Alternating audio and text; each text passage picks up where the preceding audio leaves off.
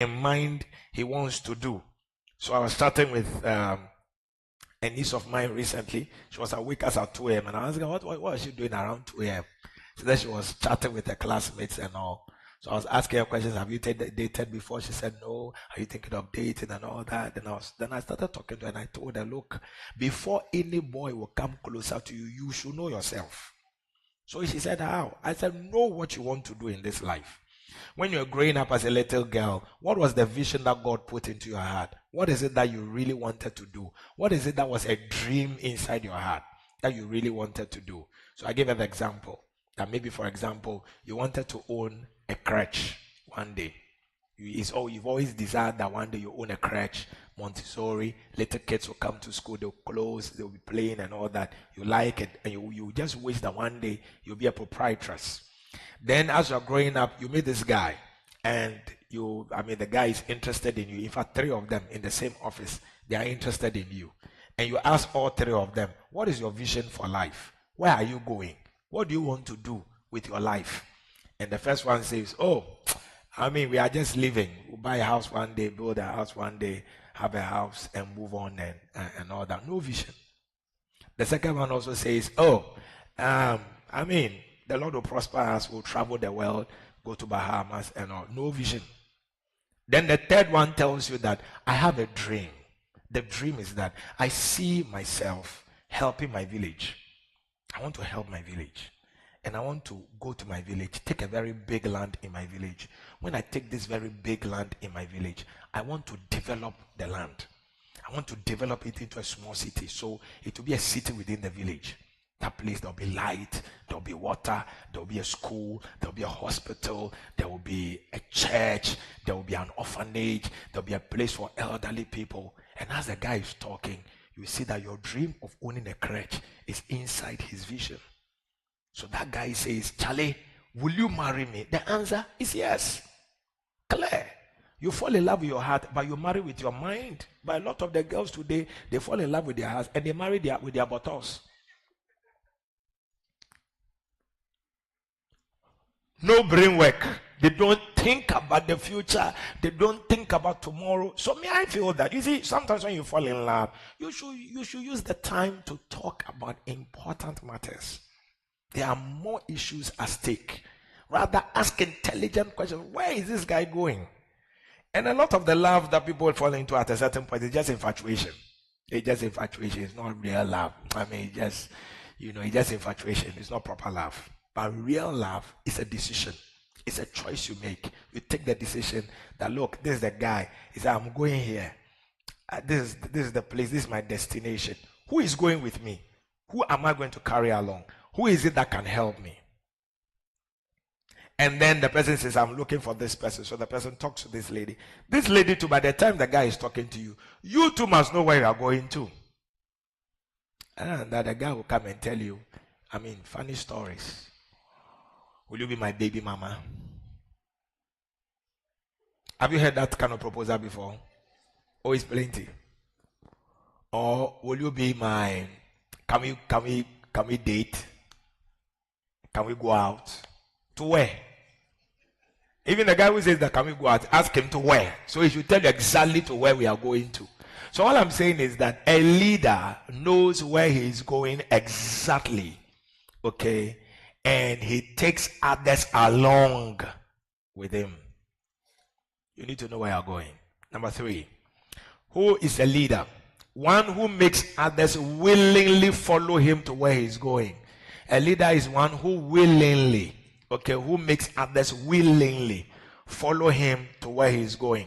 That's a leader. You make others willingly follow you to where you are going. The weakest form of leader, I haven't gotten there yet, but I have to mention the weakest form of leader is the one we call a positional leader. A positional leader is the one who feels that just because I carry the title senior pastor, just because I carry the title shepherd, just because I carry the title leader of the department, everybody will do as I say. It's not true. It doesn't work that way. And when you use force, you'll be surprised. As soon as you want to use force, you'll be amazed at the response you even get. Somebody will just warn you and tell you that next time when you're talking, don't use your left hand to talk again. Meanwhile, you didn't know that you're actually losing the left. You're actually using the left hand. Oh yeah.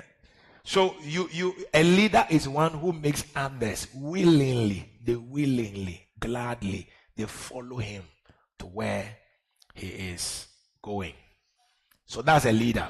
So if we are saying that we need, your house fellowship must have about 15 people, you must make others who are around you interested in that vision. Meeting on Saturdays. People are going to give you several excuses. Saturday is a busy day. There is a funeral time. It's a wedding. The question is that, do you go for funerals every Saturday? It's a wedding time. Do you go for weddings every Saturday? People come up with several excuses. Some will say the evening is busy, so why not do the morning? Someone is okay, Saturday will be busy. Okay, why don't you do Friday night? So a leader, you make people willingly. You don't join them to have excuses. You make them willingly follow you to where you are going. Are you in the church? So we are going to look at a number of laws of leadership. And today, I want to talk on the first law of leadership, which is called the law of lead.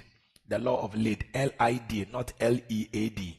L-I-D, the law of lead. The law of lead. The law of lead.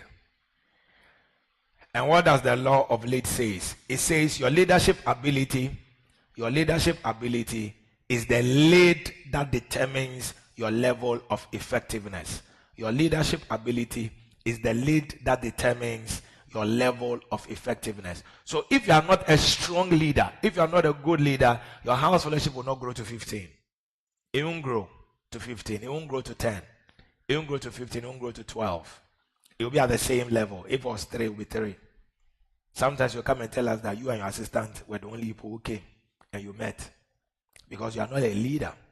So people will only rise. And what that means is that, listen, people will only rise to the level of your leadership. People only rise to the level of your leadership. So a leader who doesn't grow will lead followers who also don't grow. So if you are not growing as a leader, the people following you too will not grow. People rise to the level of the leader. People just rise to the level of the leader. And at every particular point in time, things will be happening. Things will be happening around you. Things will be going on around you. And you see, as a leader, everything depends on you. Everything depends on you. And you see, at every particular point in time, 3 things are happening because you are the leader. Number 1, write this down. 3 things happen because you are the leader. You are making things happen. Making things happen. You are making it happen. 3 things are happening because you are the leader. You are making it happen. Number 2, you are allowing it to happen. Making it happen, allowing it to happen. And number 3, preventing it from happening. You are either making things happen, allowing wrong to go on, or you are preventing things from happening. You are preventing things from happening. So if the sound is not good all the time, it's not even the person who is in the box. It's the person who is the leader, the person who is the senior pastor of the church. He's the one who is allowing it. If he doesn't allow it, it will stop with immediate effect. If the person says, I don't want this person to be there any longer, let's keep trying until we get the right person who can get us the right sound. That's it. That's what it's going to be. So everything rises and falls on leadership. A true leader doesn't blame anybody. A true leader doesn't blame anybody. Doesn't say that it's my people. Doesn't say that it's this person who is not serious. That is why you are the leader. You can move that person. If the person is not serious, move him from there or move her from there. So a leader is either making things happen, good things happen, allowing bad things to happen, or he is preventing good things from happening. Which one are you doing currently in your life? Now that you have been made a house fellowship leader, we are saying that become a shepherd of a house fellowship. Which one is it that you are currently doing? Are you going to make it, or which one are you going to do? Are you going to make it happen? Or you are going to prevent it from happening? So the law of the lead says your leadership ability is the lead that determines your level of effectiveness. Next point is that you cannot rise beyond your capacity to lead yourself. You cannot rise beyond your capacity to lead yourself. If you cannot lead yourself to pray, and you are telling people to pray, it won't work. It is what you practice that carries power. It is what you practice that carries weight. So if you don't pray and you tell people to pray, they'll pray for 2 days and they'll stop. If you don't tithe and you are telling people to pay their tithe, they'll pay for 1 week and they'll stop. What you practice, it carries more weight. These things, it says, this treatise I wrote unto you, whatever, and it says the things that Jesus began to teach and to do. Acts chapter 1 verse 1. Jesus began to teach and to do. So Jesus was a doer of what he was teaching. So you cannot rise beyond your capacity to lead yourself. Whatever you accomplish, whatever you accomplish will either be restricted or propelled by your ability to lead others. That's the next statement. Whatever you accomplish will either be restricted or propelled by your ability to lead others. So a leader moves people towards his level of leadership. So if you are a level 5 leader, your people will be a level 4 maximum. And if somebody joins the church who is a level 8 leader, the person will become frustrated under you, the level 5 leader. Eventually, the person may either have to leave the church and go and join another church where his leadership potential can be unearthed. So think about it. So whatever you accomplish will be restricted or propelled by your ability to lead others. So let us now begin to look at the factors which can determine your ability to lead. What are the factors we can determine your ability to lead? What factors can determine your ability to lead? What are the factors that can determine your ability to lead? And as you look at these things, you've got to ask yourself that, what is it? So are they projecting for you? All right. So let's begin to look at the things that can help you to lead. You see, all I'm saying is that I'll come to look at, I think maybe before I go into the things that can help you to lead, maybe I should look at some of the things. We should look at some of the leads which stop people from rising. Let's look at it. What are some of the leads that stop people from rising? You see, the lead I'm talking about is you are cooking rice in the house, in a saucepan, and you have put a lid on top of the saucepan. Are you there? The lid you have put on top of the saucepan is supposed to keep the water boiling inside. Sometimes the water boils and takes the lid up and pours into the gas. And if it keeps happening like that, you spoil the gas stove, or you spoil the electric stove you are using with the thick mixture that is pouring on it. So what are some of the things that can lead? So when there is a lid on top of the saucepan, it's supposed to prevent things from jumping out, and it's also to prevent things from also coming in, which are foreign. So when something falls from the top, like a cockroach falls from the top, it falls on the lid, and then the heat will burn it. So what are some of the things that can stop you? From the story in Mark chapter 9, number 1 is fear. You know, if you are a fearful person, somebody who is easily intimidated. Because some of you, when we come to services like this, you want to sit behind somebody so that I will not see your face. So your face is hidden.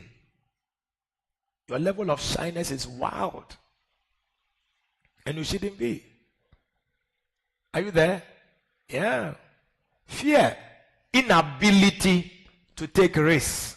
So if you're a fearful person, very fearful person, you cannot help. Do you have the notes? You have the part? Fear. You must not be a fearful person. Fear can be a lid that keeps you from rising. Why couldn't the disciples cast the demon out? I'm sure some of them were afraid when they commanded. And if you see somebody who has real epilepsy, falling to the ground and manifesting, you'll be shocked. You'll be so scared. Yeah? Fear. Number 2, lack of faith. Lack of faith, lack of a positive mentality. If you lack faith, you don't believe in yourself. You don't believe in your God-given ability. You don't believe in your God-given talent. You limit yourself. You limit your potential. You limit your ability to lead. So people who lack faith place a lid on their potential. They are not able to rise. You mustn't lack faith. You've got to be strong in faith. You must believe. Have faith. Next one, lack of patience. The patience with which Jesus cast out the demons, that particular deaf and dumb demon, the disciples, I'm sure they didn't have it. And the patience with which he handled the father of the child, handled the boy when the boy came. In fact, when the boy came to him the first time, the boy fell down. And when the boy fell down, the devil was staring him. Jesus didn't bother at all. He rather asked the father, how long ago is it since this befell him? Some people are not patient at all. Full of anxiety, full of panic, easily shake. What are we going to do? What are we going to do? What are we going to do? What are we going to do? Jesus was relaxed. So lack of patience, it can also be a lid. And when we get to the fact that leadership is a